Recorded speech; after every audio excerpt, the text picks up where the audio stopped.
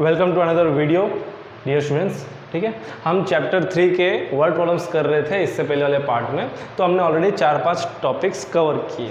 उसी के अंदर और आगे बढ़ते हुए हम 2 टॉपिक और कवर करेंगे। ठीक है, आज हम जैसे कि अब हम देखते हैं कि कुछ ज्योमेट्री के रिलेटेड क्वेश्चंस होते हैं, कुछ ज्योमेट्री के रिलेटेड क्वेश्चंस होते हैं जो आपको पता होना चाहिए। ठीक है, ज्योमेट्री मतलब बेसिक आपका स्क्वायर हो गया, रेक्टेंगल हो गया, ठीक है, या एंगल्स हो गए, वो सब के बारे में क्वेश्चंस होंगे।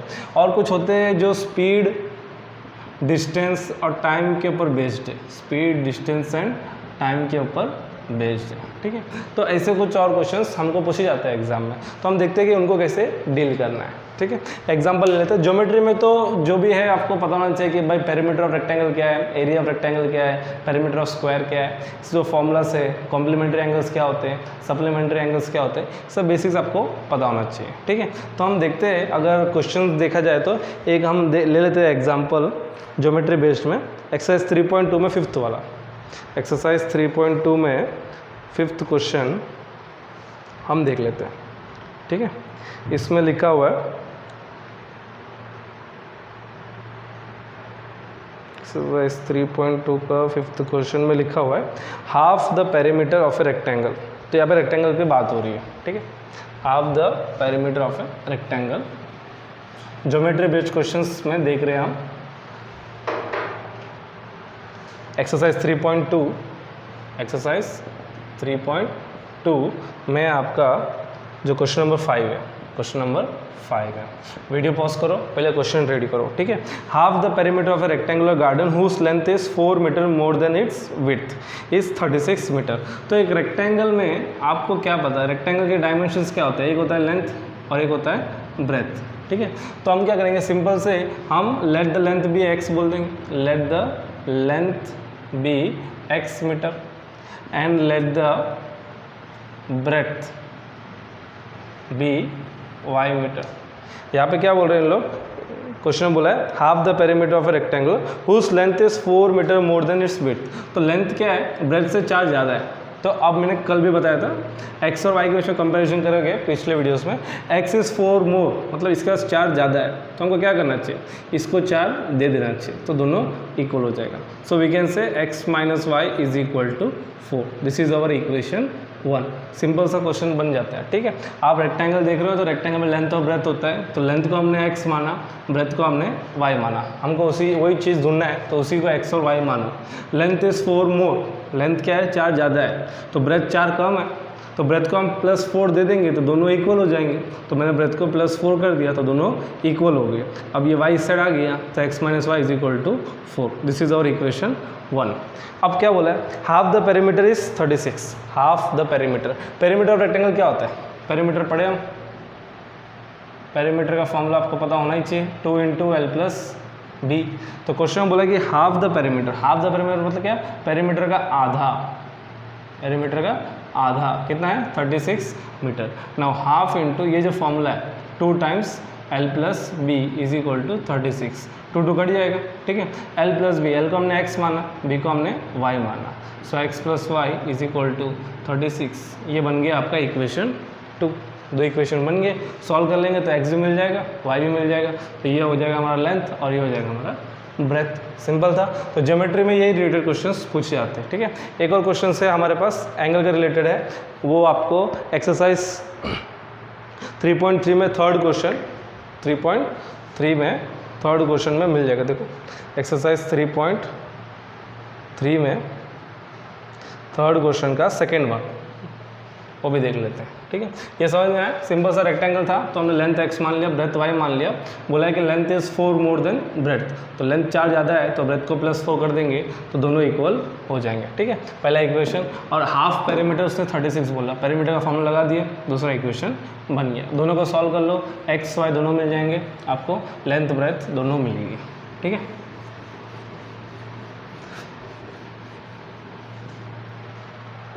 तो यहाँ पे एक्सरसाइज 3.3 में आपके लिए क्वेश्चन नंबर 3rd का 2nd वाला, उसमें बोला है the larger of 2 supplementary angles, supplementary angles बोल रहे हैं। ठीक है, तो यहाँ पे हम पहले दोनों सप्लीमेंट्री एंगल्स को x और y मानेंगे।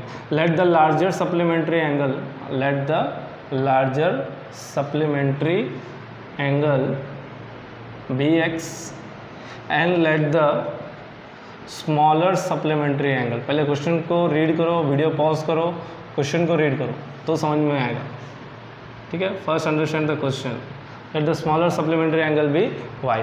अब सप्लीमेंट्री एंगल्स का रूल क्या, अगर दो एंगल सप्लीमेंट्री है तो उनका सम कितना होना चाहिए, उनका सम 180 होना चाहिए। तो इधर ही आपको एक इक्वेशन बन जाएगा, इधर ही आपको एक इक्वेशन बन जाएगा। अब दूसरे इक्वेशन के लिए वो बोल रहा है क्वेश्चन में कि the larger of to supplementary angles exceeds. यहाँ पे एक्सीड्स का क्या मतलब है वो समझ लो। एक्सीड्स का मतलब होता है मोर, ज़्यादा। एक्सीड्स का मतलब है मोर। तो जो बड़ा वाला सप्लीमेंट्री एंगल है वो छोटे वाले से 18 ज़्यादा है। कितना ज़्यादा है, 18 ज़्यादा है। तो वापस वही कंपेरिजन है, एक्स और वाई में 18x ज़्यादा है तो y में हम प्लस 18 कर देंगे ताकि दोनों सेम हो जाए, ठीक है। y को इस तरह लेके आ जाएंगे, so x minus y is equal to 18। ये बन गया हमारा इक्वेशन 2। अब दोनों को सॉल्व करेंगे तो we will get x and y, ठीक, सिंपल है। तो ज्योमेट्री रिलेटेड एंगल के क्वेश्चंस होते हैं, रेक्टेंगल क्वेश्चंस होते हैं, पेरीमीटर क्वेश्चंस होते हैं, ऐसे अलग अलग क्वेश्चंस होते हैं, ठीक है। आपको बेसिक कॉन्सेप्ट पता होना चाहिए। सप्लीमेंट्री है तो दोनों का सम कितना होगा, 180, इस तरीके से, ठीक। नेक्स्ट एक हो गया, मैंने ज्योमेट्री बेस्ड बता दिया। अब एक क्वेश्चन बताता हूँ मैं तुमको, स्पीड, डिस्टेंस और टाइम वाला। ये इंपॉर्टेंट है, speed, distance and time.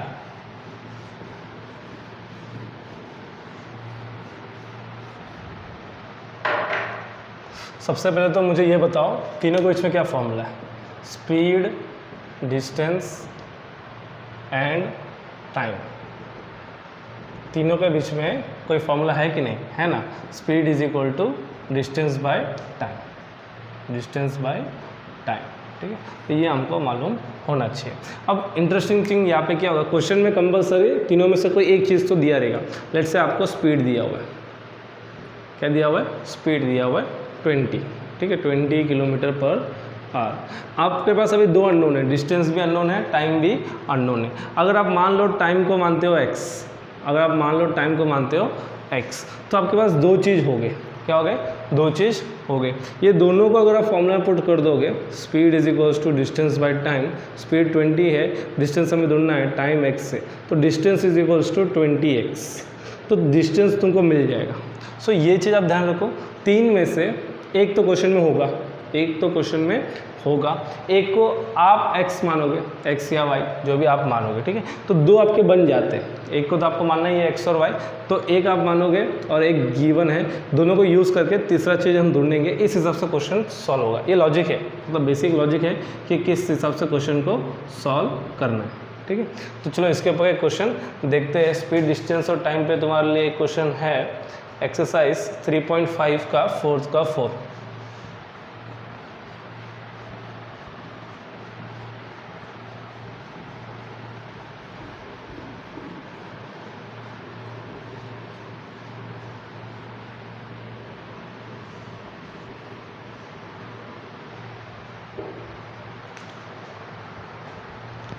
Exercise 3.5 का 4th क्वेश्चन। आप वीडियो को पॉज करके पहले क्वेश्चन रीड करिए, ठीक है। 3.5 में 4th का 4th, ठीक है। क्वेश्चन ये बोल रहा है कि places A and B are 100 kilometre apart on an highway. मतलब दो प्लेस है। एक्सरसाइज 3.5 क्वेश्चन नंबर 4th में 4th, ठीक है। तो दो प्लेसेस है, place A and place B, both are 100 kilometre apart. कितना डिस्टेंस है दोनों के बीच में, 100 किलोमीटर का डिस्टेंस है, ठीक है। और वहाँ पे क्या बोला है कि one car starts from A, यहाँ पे एक कार है which is starting from A, ठीक, which is starting from A. बोला है कि another from B at the same time, तो दूसरा एक कार है एट बी। तो दो कार हमारे हैं, एक ए पे है और एक बी पे, ठीक। उसके बाद क्या बोला, देखो, if the car travels in the same direction, मतलब दोनों कार मान लो कि एक ही डायरेक्शन में जा रहे हैं, ये भी इस तरफ जा रहे हैं, ये भी इस तरफ जा रहे हैं। सो दे मीट इन, यहाँ पे लिखा है, क्वेश्चन में लिखा है दे मीट इन 5 आवर्स, मतलब दोनों ही अगर एक ही तरफ जाएंगे तो दोनों 5 आवर्स के बाद कहीं ना कहीं जाके दोनों मिल जाएंगे, दोनों मिल जाएंगे, ठीक है। उसके बोला if they travel towards each other, तो अभी हम क्या देखेंगे, दोनों एक ही तरफ जा रहे थे। अब ऐसा हुआ कि ये दोनों एक दूसरे की तरफ आएंगे, तब क्या होगा, they meet in 1 hour. What are the speeds of the two cars, what are the speeds of the 2 cars, तो दोनों का स्पीड हमको बताना है। तो ऐसे क्वेश्चन में क्या है, जो ढूंढना है पहले उसी को x और y मानेंगे। So let the speed of car at A be x kilometre per hour, x kilometre per hour. Let the speed of car at B be y kilometre per hour. तो मैं दोनों case में आपको speed दे दिया, यहाँ पे speed x है और यहाँ पे स्पीड तुम्हारा y है, ठीक है। केस 1 के हिसाब से चलेंगे।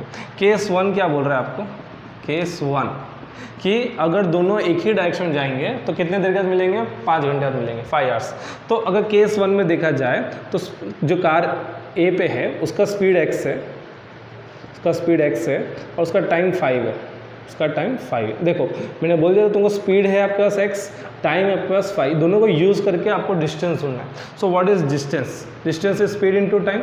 सो I can say distance is equals to x into 5, 5x।